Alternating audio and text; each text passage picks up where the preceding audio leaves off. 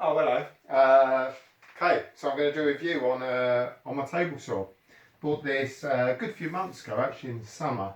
Was really after a table saw, just for like doing small bits and pieces, stuff around the house and kind of hobby stuff, to be honest. And I did look around and probably spent a little bit more than what I wanted to, but I saw this one. And I just thought, you know what, that's the one. I'm going to run through a few specifications on it with you, yeah, hopefully you'll enjoy this video. So the brand is a Scheppach. I think that's how you pronounce it. Not too sure, to be honest, but it sounds about right to me.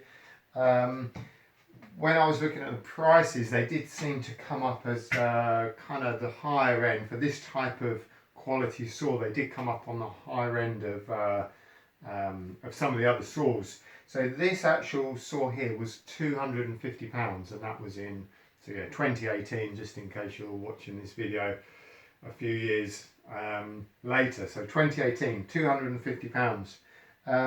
One of the biggest features on it, or the thing that really made me decide to get this particular one, was probably the motor and the teeth on the cutting blade. Can't really see too well because it's got the guard on here, but it does have a lot of teeth on this particular blade. You might notice, I don't know if you can see, but on this blade, for example, it's got just a few teeth, and a lot of cheaper saws do only have a few teeth on them. So this has got quite a lot. It's not a very thick blade, not like you'd find on an industrial table saw, but it certainly does the job. So we've got plenty of teeth on the blade here, so it gives you a really smooth cut. It's a much faster motor. What I will do in the comments below, I'll put some of the technical details like teeth per inch, that kind of thing, motor speed, ampage, wattage, what have you. So really good saw blade, much quicker motor. You've got your saw guard, which is really, really important that you use, obviously. You've also got your suction pipe. Now you haven't just got the suction pipe on the top here, but it does actually go behind. You can't quite see it, but it does actually come behind here. I'll just squeeze that out there. There we go. So that plugs in underneath as well. So obviously the dust that's been pushed down gets sucked in, and then obviously you can put your hoover on here. So in terms of dust extraction, it does a pretty good job. Just need to be careful of that because it kind of does get in the way a little bit.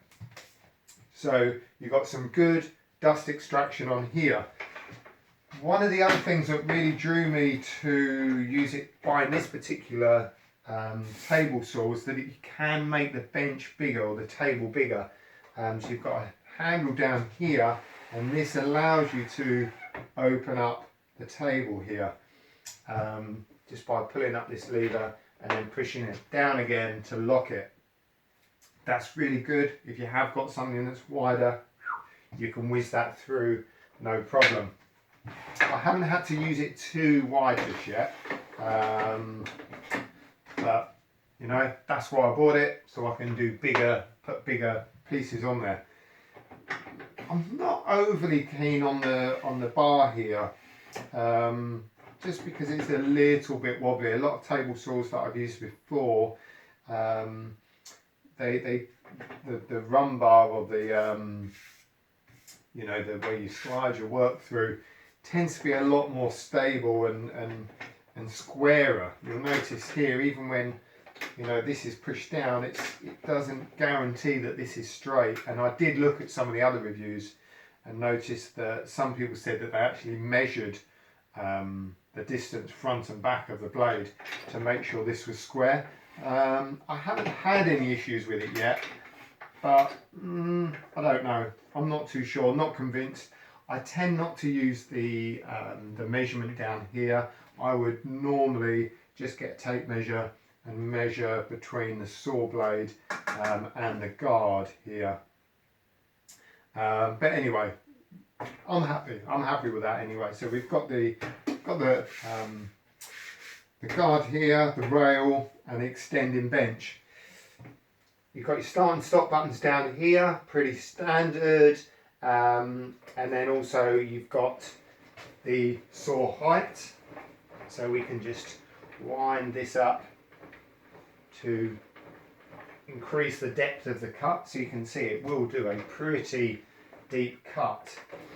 I'll just bring that back down again, and then you've also got another lever on here which allows you to actually adjust the angle. Adjusting the angle is manual in respect that you literally have to push it to position, so it's a little bit awkward.